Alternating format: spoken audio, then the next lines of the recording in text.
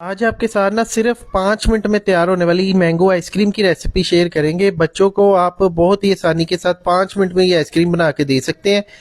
यहाँ पे सबसे पहले हमने एक अदद मैंगो लिया है, आम लिया है, इसकी कटिंग कर लेंगे। रफली इसकी कटिंग करनी है, सीड अलहदा करना है और इसका गुद्दा हमें चाहिए, गुद्दा हमने अलहदा कर लेना है।